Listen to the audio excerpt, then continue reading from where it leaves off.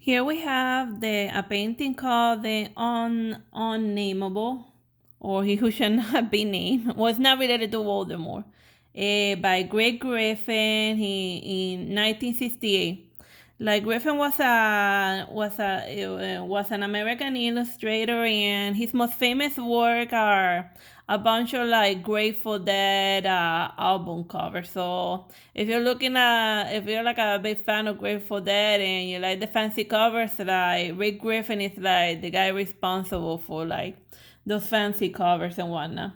So over here he's doing he did like a fancy redesign of the Tree of Life, but he integrated like design elements from like different cultures and stuff.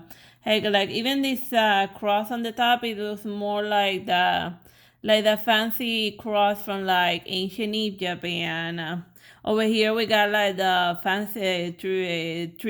the fancy pyramids, and also like the pyramid with the eye, which you often see in like the U.S. dollar sign. So so I mean, yeah. So like each of like the little spheres from from the Kabbalistic Sephiroth tree is like each of them has like their own unique design. Like over here we got like we got 1, 2, 3, and I guess all of the other lower trees are in the bottom and so forth.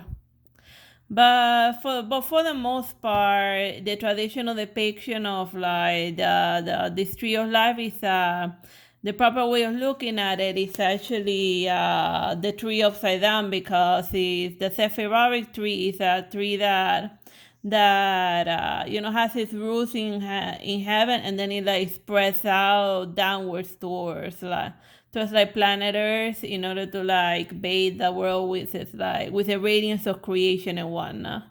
So here's just basically the proper way of like looking at painting. It's a bit of this painting, just a bit counterintuitive, but I hope you find this fun art factor amusing. Bye bye, God bless.